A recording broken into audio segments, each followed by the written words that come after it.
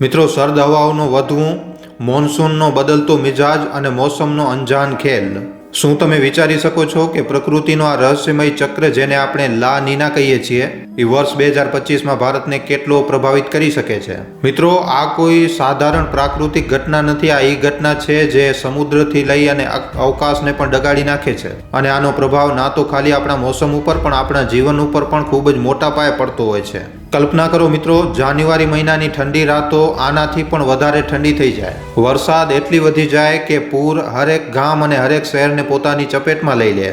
અને મિત્રો, આવું કોઈ હમણાં નથી થઈ રહ્યું. પાછલા થોડાક વર્ષોથી આપણે લા નીનાના લીધે મચી રહેલી તબાહી આપણે જોઈ રહ્યા છીએ. પણ આ વખતે વૈજ્ઞાનિકોની ચેતવણીઓ આનાથી પણ વધારે ગંભીર છે. કહેવામાં આવી રહ્યું છે કે વર્ષ 2025નો લા નીના ભારત માટે હમણાં સુધીનો સૌથી વધારે ખતરનાક લા નીના થઈ શકે છે. વિચાર કરો મિત્રો, ચોમાસાની વરસાદ જે આપણને રાહત આપતી હતી, હવે એ ભયંકર પૂરનો રૂપ પણ લઈ શકે છે.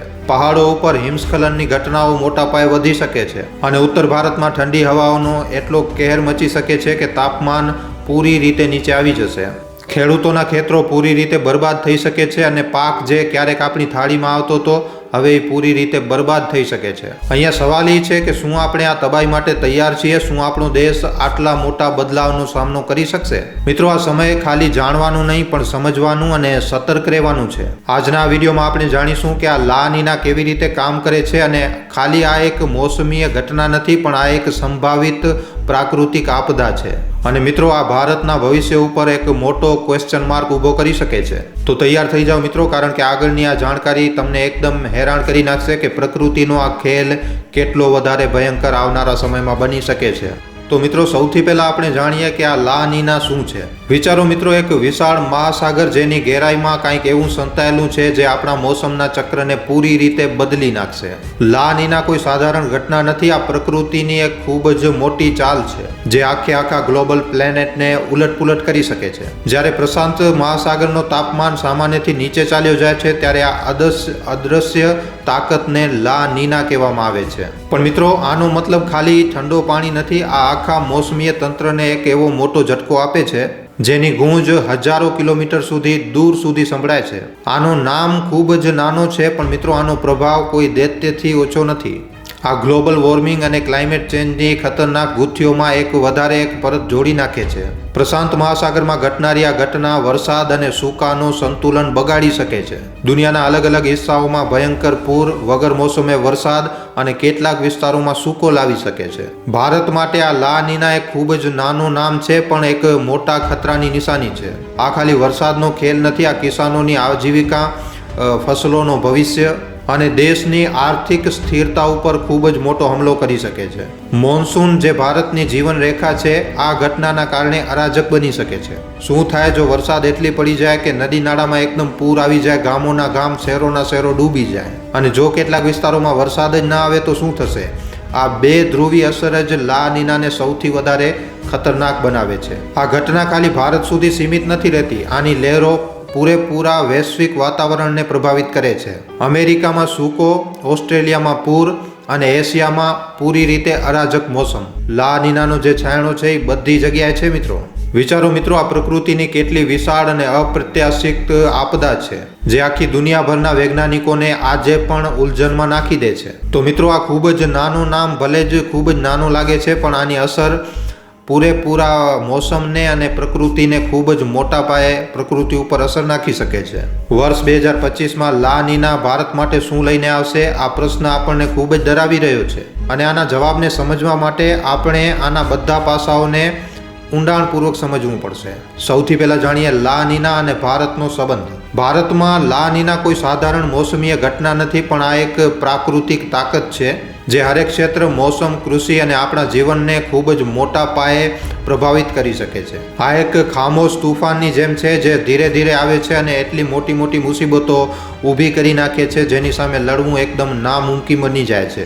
નંબર 1, ચોમાસા ઉપર અસર. લા નીનાના કારણે ચોમાસાનો જે પ્રભાવ હોય છે એ અપ્રત્યાશિત રૂપથી પૂરી રીતે બદલી જાય છે. વર્ષ 2025માં વૈજ્ઞાનિકોનું માનવું છે કે લા નીનાના કારણે ચોમાસું જરૂરતથી વધારે સક્રિય થઈ શકે છે. હવે મિત્રો, આ સાંભળવામાં તો ખૂબ જ સારું લાગે છે કે વરસાદ વધારે પડશે, પણ મિત્રો, શું થશે જ્યારે આ વરસાદ જે છે એ જરૂરિયાતથી વધારે થશે. નદીઓ તળાવો એકદમ ઉફાન ઉપર આવી જશે, ગામો અને શહેરો ડૂબી જશે અને ભયંકર પૂરોનો સિલસિલો ચાલુ થઈ જશે. ખાસ કરીને અસમ, બિહાર અને બંગાળ જેવા ક્ષેત્રો જે પહેલાથી જ પૂર માટે ખૂબ જ વધારે સંવેદનશીલ છે અને લા નીનાના ચાલતા ખૂબ જ ગંભીર રીતે પ્રભાવિત થઈ શકે છે. અને મિત્રો વિચારો, જ્યારે આ વરસાદ ખેતરોને એકદમ પૂરી રીતે પાણીમાં ડૂબાડી નાખશે, પાક પૂરી રીતે સડી જશે અને કિસાન પોતાની મહેનતને બરબાદ થતા જોઈને એકદમ નિરાશ થઈ જશે. શું આપણો દેશ આટલા મોટા સંકટ માટે તૈયાર છે? નંબર 2, ઠંડીનો અસર.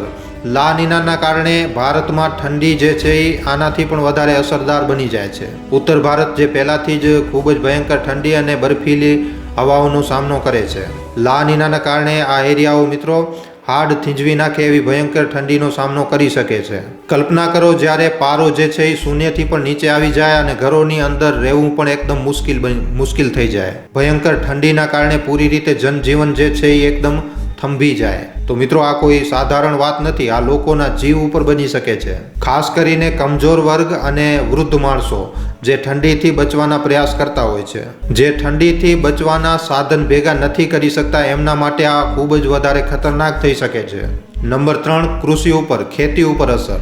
ભારતની 70% આબાદી મિત્રો આજે પણ કૃષિ ઉપર, ખેતી ઉપર નિર્ભર છે અને લા નીનાનો સૌથી મોટો પ્રભાવ પણ અહીંયા જ જોઈ શકાય છે. મોસમનો ખરાબ વ્યવહાર કિસાનો માટે એક ભયંકર સપનાથી ઓછો નથી. જ્યારે જરૂરિયાતથી વધારે વરસાદ પડશે તો જે પાક છે એ સડવા લાગશે.